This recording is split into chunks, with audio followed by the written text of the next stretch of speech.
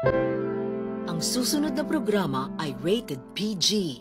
Ito ay nangangailangan ng patnubay at gabay ng magulang para sa mga batang manonood.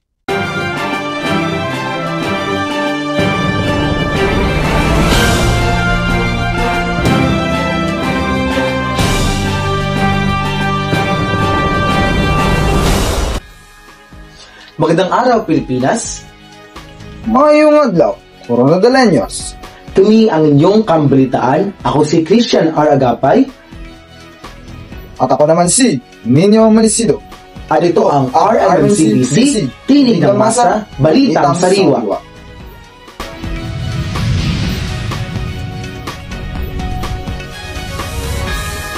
Substandard na flood control projects ng 15 contractors na pahirap sa Luzon.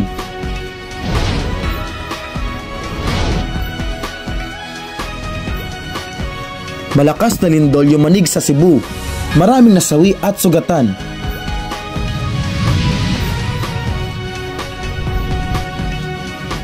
Bini, magtatanghal sa Coachella 2026.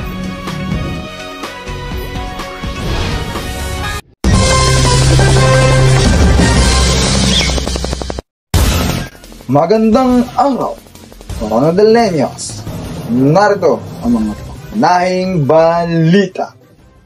Patuloy na pandurusan ng ating mga kababayan sa Luzon dahil sa matinding pagbaha. Muling nabunyag ang mga aligasyon ng substandard na proyekto sa flood control na pinangunahan umano ng 15 constructors na nagdulot ng mas matinding pinsala at paghirap sa maraming lugar sa Luzon. Ano nga ba ang mga naging kapalpakan at sino ang dapat managot? Nagpapatrol! Apektado ang ilang lalawigan sa Luzon, kabilang ang lalawigan ng Bulacan, Quezon, La Union, Pampanga at Oriental Mindoro.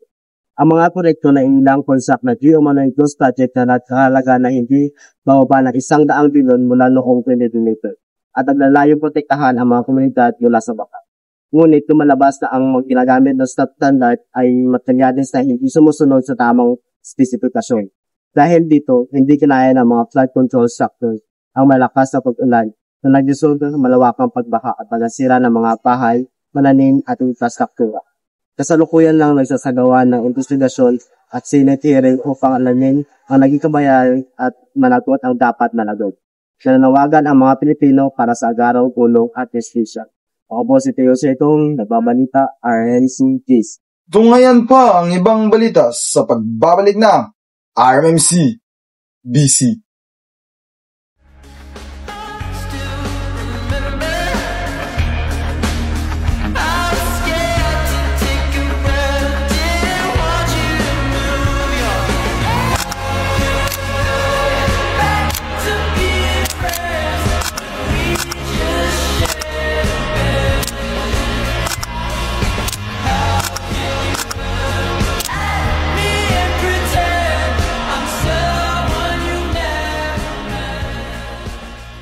Time for a moment to breathe.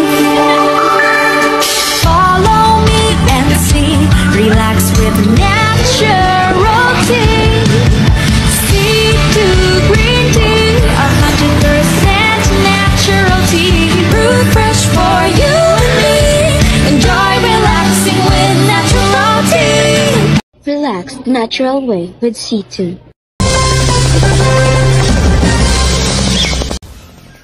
Sa ibang balita naman, isang malakas na lindol ang yumanig sa Cebu at sa mga karatig probinsya. Nagdulot ng matinding pagkabahala sa mga residente at nag-iwan ng ilang pinsala sa kanilang mga tirahan. Agad naman naglabas ng babala ang PHIVOLCS at patuloy sa pagtatasa sa lawak ng epekto ng pagyanig. Alamin ang iba pa mga detalye kay Neil Garian. Christian, dahil sa lindol na may magnitude na 6.9 noong September 20, 2025 na naganap malapit sa daan bantayan na may lalim na 10 kilometro ay nagdulot ng matinding pinsala sa mga bayan ng Bocos City, San Remigio at Miguelin sa Cebu. Sa kasamaang palad, umabot ng 72 ang bilang ng mga namatay at mahigit 374 ang nainulat na nasugatan sa rehiyon ng Central Visayas. Patuloy pa rin ang paghahanap at pagsagip sa mga nasawi at nawawala. Ayon din sa PBOX, ang lindol ay sanhi ng isang hindi aktibong underwater fault matapos ang malakas na pagyanig kapag tala ng mahigit 5,336 na aftershocks. Pinapaligas din ang mga ilang residente dahil sa tumambad na 32 na sinkholes para sa kanilang kaligtasan. Agad naman nagpaabot ng tulong si Pangulong Marcos Jr. at nagpadala ng mga kinakailangang ayuda sa apektadong komunidad. Mula sa RMMC, ako si Neil Enrique Aigerlat. Nescafe Original. May tapang ng dagdag na kape.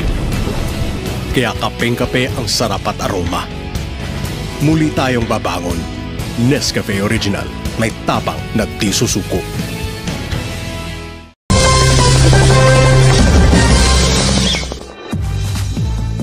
Gagawa ng bagong kasaysayan ang Bini. Dahil dati ay manifesting lamang, ngayon pasok na ang Asians Girl Group sa lineup na isa sa mga magtatanghal sa isa sa pinakamalaking music festival sa mundo, ang Coachella. Nagpapatrol, Mark Paul Gagnon.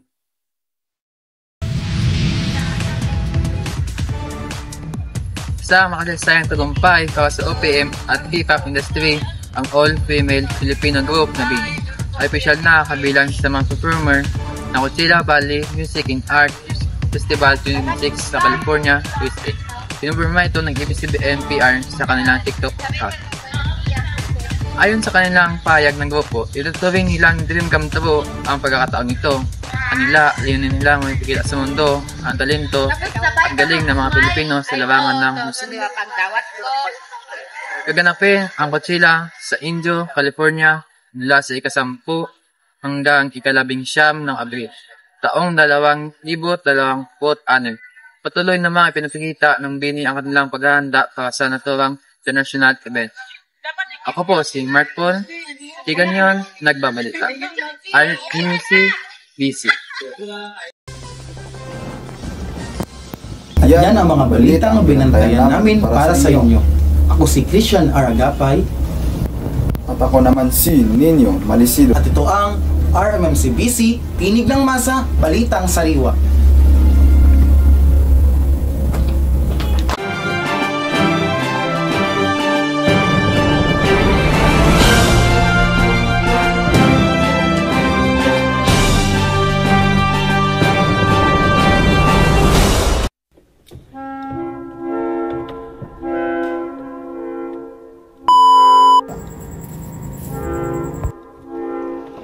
Sa iba namang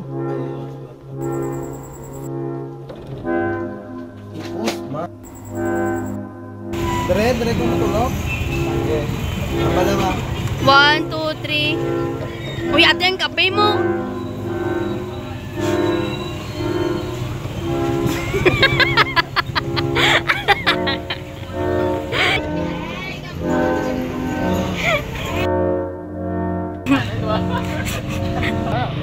Baka naman. Ito ang RMMCBC, Bida ang Saya. Ma'am. Tapos na po.